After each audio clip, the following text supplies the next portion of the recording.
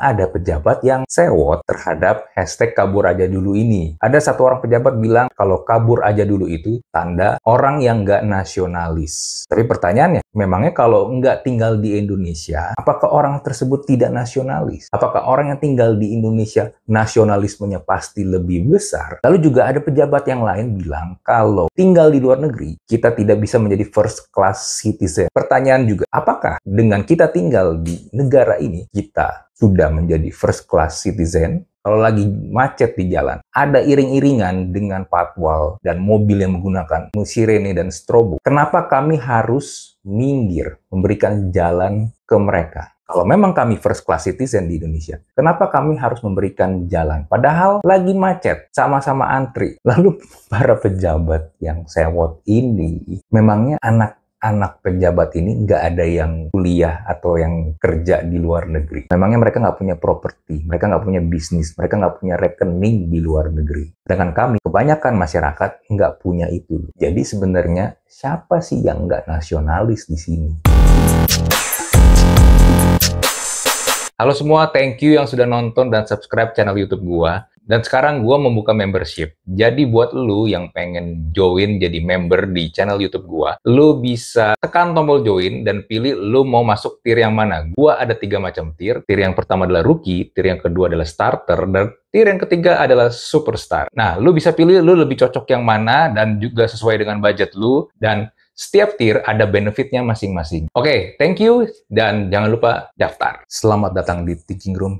Oke, lagi rame hashtag kabur aja dulu. Orang-orang kepikiran untuk hijrah ke luar negeri. Atau bahkan ada yang sudah tinggal di luar negeri. Nah, cuma ada pejabat yang sewot terhadap hashtag kabur aja dulu ini. Ada satu orang pejabat bilang kalau kabur aja dulu tanda orang yang nggak nasionalis. Tapi pertanyaannya, memangnya kalau nggak tinggal di Indonesia, posisinya lagi di luar negeri, apakah orang tersebut tidak nasionalis? Apakah orang yang tinggal di Indonesia nasionalismenya pasti lebih besar?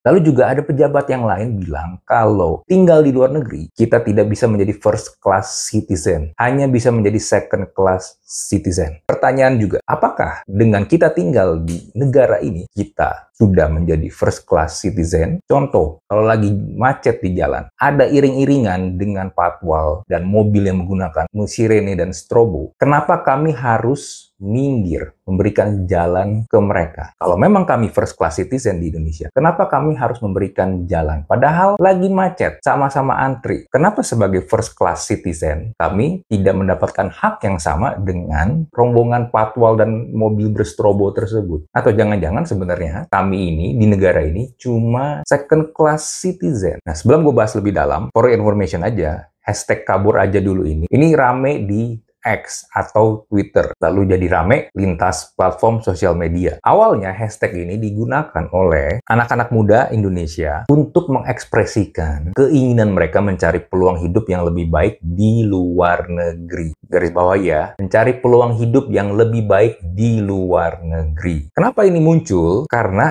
ini manifestasi atas ketidakpuasan terhadap kondisi ekonomi, politik, dan sosial di Indonesia. Karena 1 tahun terakhir ini kita melihat berita dan juga kondisi di Indonesia banyak kekisruhan, akhirnya pelan-pelan jadi berubah nih. Berubah menjadi ungkapan kekecewaan terhadap berbagai masalah di Indonesia. Nah, fenomena kabur aja dulu atau istilah lainnya adalah brain drain, sebenarnya ini bukan hal yang baru. Kabur aja dulu atau brain drain ini sudah terjadi sejak era Orde Baru. Banyak kaum intelektual dan profesional dari Indonesia memilih pergi ke luar negeri karena keterbatasan kesempatan kerja, serta kurangnya penghargaan terhadap meritokrasi, plus represi politik. Jadi pada era itu, banyak akademisi dan aktivis tuh nggak bisa mengungkapkan pendapatnya. Nggak kayak sekarang lah, jauh banget. Lu salah ngomong dikit, udah, lu pasti hilang tuh pas lagi zaman Orde Baru. Akhirnya, mereka ini memilih kerja di luar negeri. Ketika terjadi krisis ekonomi tahun 1998, di sini juga terjadi eksodus besar-besaran. Karena kondisi politik tidak aman pada saat itu, banyak profesional, terutama dari sektor keuangan dan teknologi, itu pindah ke Singapura, Australia, atau Amerika Serikat. Di tahun 2000-an, pasca reformasi ini, Singapura, Malaysia, dan Australia, ini mulai banyak menarik tenaga kerja Indonesia, terutama di bidang IT, kesehatan,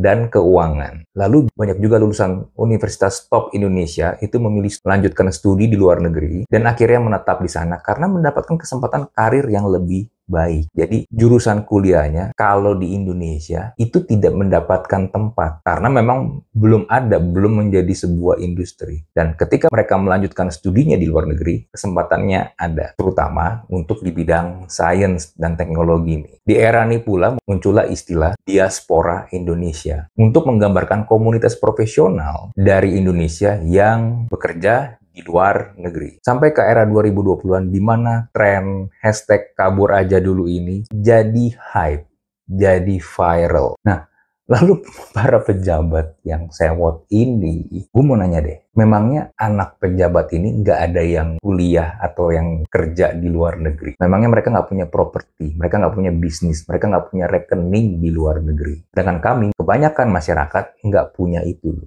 Jadi sebenarnya siapa sih yang nggak nasionalis di sini? Karena yang perlu dipahami adalah banyak masyarakat, kami ini masyarakat, itu capek melihat keadaan di Indonesia ini. Korupsi dihukumnya ringan. Orang melakukan penipuan investasi bisa kabur nggak ditangkap. Belum lagi kebijakan-kebijakan pemerintah, peraturan-peraturan pemerintah yang bikin kami semakin mempertanyakan kompetensi dari pejabat yang ditunjuk. Dari kasus gas LPG 3 kilo kemarin, ada seorang nenek yang meninggal. Kok bisa peraturan itu sudah diluncurkan, tapi mekanismenya baru dipikirkan.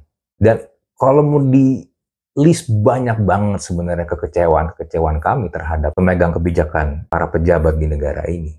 Itu yang bikin kami berpikir, apakah ada peluang lain yang lebih baik di tempat lain kalau ternyata di negara sendiri tidak bisa menyediakan itu? Itu loh sebenarnya masalahnya. Banyak PHK, tapi tidak ada peluang untuk mendapatkan pekerjaan baru. Belum lagi bayaran yang tidak sebanding dengan biaya hidup yang makin lama makin mahal. Jadi andai kata akhirnya ada orang-orang Indonesia yang kabur aja dulu, tinggal dan bekerja di luar Indonesia, ya kita realistis aja deh. Ya semuanya itu untuk apa? Untuk kebutuhan hidup, untuk kelayakan hidup yang lebih baik. Dan juga karena kemampuan mereka, skill mereka, itu lebih dihargai di tempat lain. Mereka dibayar lebih mahal. Sedangkan kalau mereka tetap tinggal di Indonesia, mereka nggak bisa mendapatkan itu. Dan apakah ketika mereka tinggal di luar negeri, nasionalisme mereka jadi hilang? Yaitu, enggak. Mungkin mereka jauh lebih nasionalis dibandingkan orang-orang yang masih stay di Indonesia. Mungkin mereka lebih nasionalis dibandingkan para pejabat yang sekarang menjabat di pemerintahan. Mereka jauh lebih cinta Indonesia. Jadi akan sangat lucu kalau ada pejabat yang mencap orang-orang luar negeri itu tidak nasionalis, sedangkan dia sendiri membuat peraturan tidak direncanakan dengan baik karena tidak punya kompetensi dan menyebabkan nyawa seorang ibu hilang, tapi bisa ngecap orang nggak nasionalis. Meminjam logika bapak yang waktu itu mendebat si pejabat ini ketika lagi antri gas LPG 3 kg. Pakai pak logikanya, logika bapak tuh di mana? Itu sebenarnya yang menjadi concern dari masyarakat. Kalau esensi ini aja nggak bisa ditangkap, berarti sebenarnya para pejabat ini memang nggak mau tahu, asal jeplak aja kalau ngomong.